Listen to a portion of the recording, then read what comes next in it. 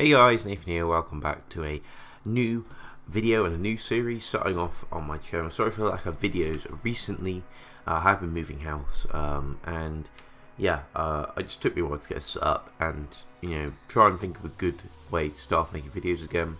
And I usually do start a career mode every year. Don't know how far I get into it because last year I think I started one with Plymouth like the midway through the game, but I just got bored with career mode and I only started playing it towards the end. But yeah, this year we're going to be starting off with the new league that's been added into the game. It's actually the third division in Germany. It's called the Free Liga, and the reason I chose FC Magdeburg is because they are the only, well, they're one of the only teams I think in Germany to win the European Cup before they reunified. So they won it in 1973, I think. They're in East Germany. So they won it for East Germany, and they're now in the third division. So I went on history.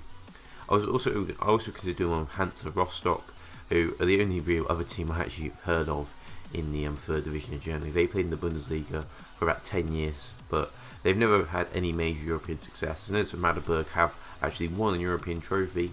I think it was the European Cup Winners' Cup, I think it was called, but it doesn't exist anymore.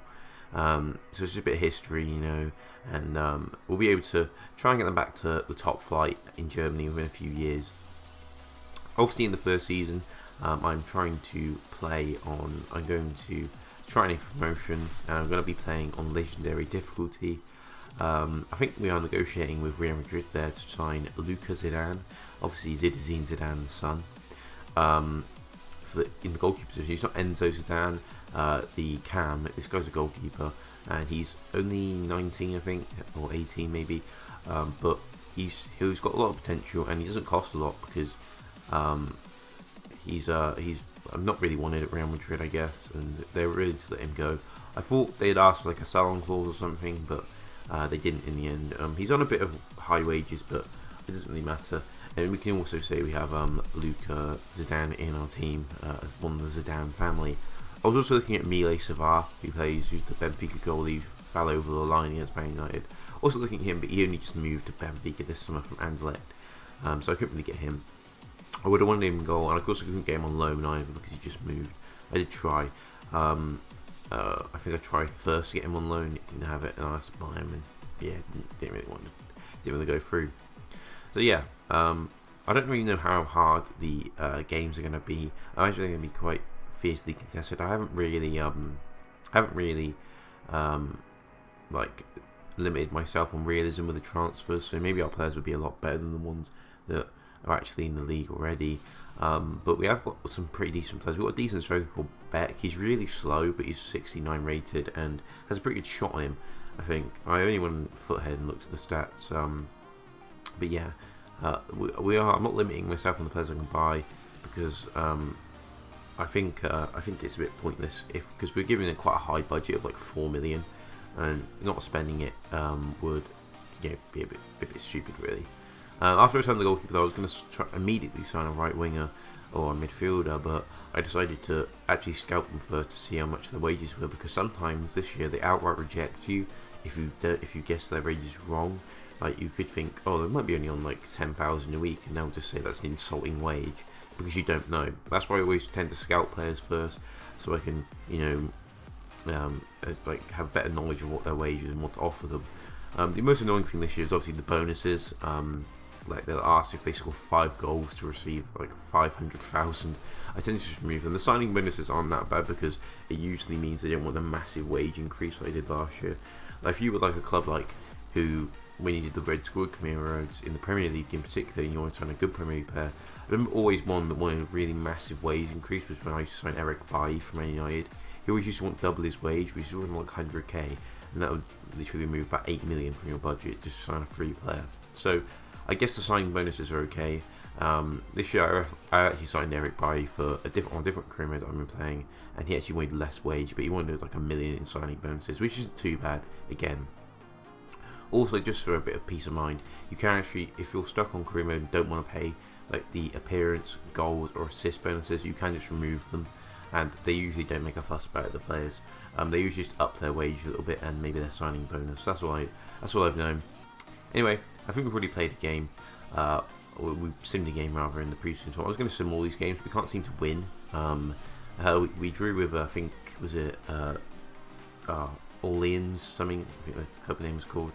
We actually get a red card there. I think Ludwig gets it off or someone.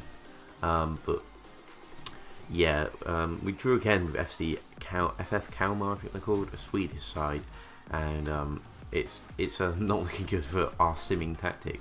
So I decided I actually want to win this tournament because the bonus is really worth it. I mean, you get an extra 2 million in your budget, and I only had to play one game against Clermont Foot, hopefully, to see my way through. I'm third. That was the worry, despite the fact that I think because the team below me, Kalmar, I think the team below me, they can't actually get above me if they lose to Orleans, and if I draw with Clermont Foot, I go above them or something. I don't know. I don't know what, but we get an offer for Better Kier, our star striker. I'm actually willing to sign because he's 29, but as long as I get over $1 million for him, I can sign a younger striker, I guess, who's probably got better potential and better stats because he's got 40 odd pace.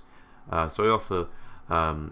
I start off by going for $1.5 million and hoping to settle in and around the one and a quarter million mark, I guess. But yeah, they're not having it. They want to offer 1,300, which is not too bad. I thought they just offer $1 million because sometimes now they just offer one sum and then never alleviate from that. They never have any leeway in terms of how much money they're going to offer. They offer one fixed sum and they're not interested in any increase. So yeah, good job we actually got a bit more money for him because he's not on the transfer list, and I don't really want to get rid of him if he's going to score goals. I don't want to get rid of him for cheap. And obviously I know it's actually this guy who got sent off, this CDM, not Ludwig, the Cam, so you have to bring another player in.